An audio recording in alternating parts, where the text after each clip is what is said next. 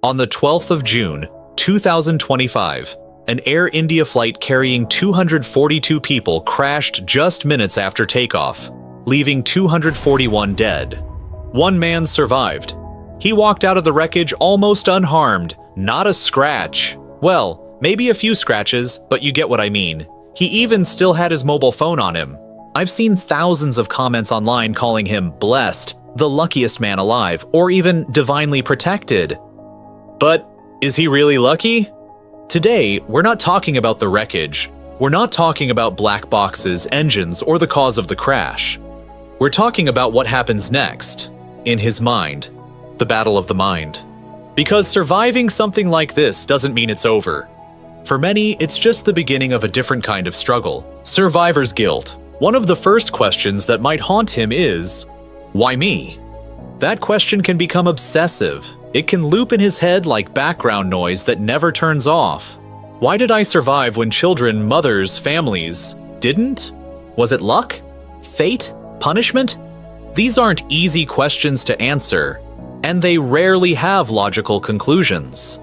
This is called survivor's guilt, and it's incredibly common in people who live through traumatic events, especially when others don't.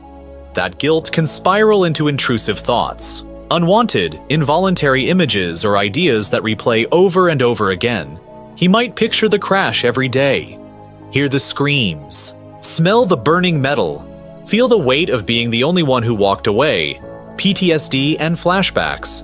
This is where PTSD, post-traumatic stress disorder, can begin to take hold.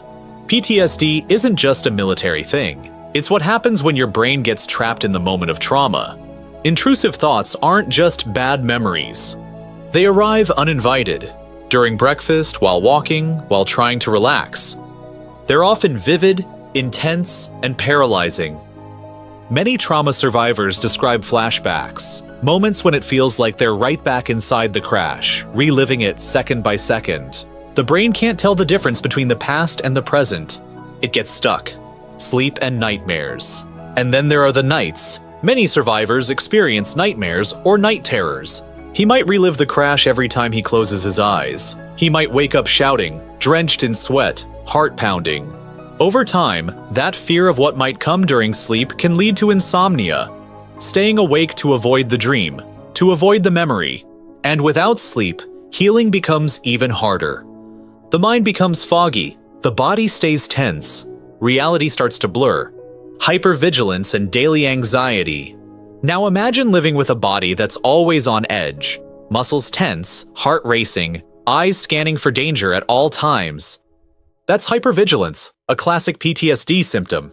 Even in safe places, he might feel unsafe. Panic attacks in crowded rooms, shortness of breath in confined spaces, avoiding public transport, or even leaving the house. The trauma hijacks the body's alarm system. Fight or flight mode gets stuck in fight. The pressure to explain. And while all this is going on internally, there's external pressure too. Intense pressure. Because while he's dealing with his own mental chaos, authorities are knocking. Investigators want answers. The media wants interviews. The police want to know. How did you survive? What do you remember? Where were you sitting? Did you see anything unusual? He might be asked these questions over and over again. Not once, not twice, but dozens of times. Every conversation forces him to relive it, to reconstruct it, to justify his survival. And sometimes it can feel like people are not just asking for answers. They're asking for proof that he deserves to be alive. The invisible wounds. The truth is, he may have walked away from the crash with few visible injuries, but inside he could be bleeding. Emotional trauma doesn't show up on X-rays. There's no plaster for flashbacks, no crutches for nightmares. He might smile in public, give interviews, thank God, shake hands, but behind closed doors, he could be falling apart. Healing takes time and help. The good news, healing is possible, but it doesn't happen overnight. And it doesn't happen alone. Therapy, especially trauma-focused therapy like EMDR, eye movement desensitization and reprocessing, or CBT, cognitive behavioral therapy, can help survivors process the event, reduce the intensity of flashbacks, and begin to rebuild trust in the world. Medication, support groups, mindfulness, and simply having people who listen, these things matter. But it all starts with understanding that surviving something doesn't mean you're fine. And more importantly, it's okay not to be okay. Final words. To that one survivor, if he ever watches this, you don't owe anyone a performance of strength. You survived something unimaginable, and that means you deserve time, space, and compassion to heal. So let's stop calling survivors lucky without understanding the full story.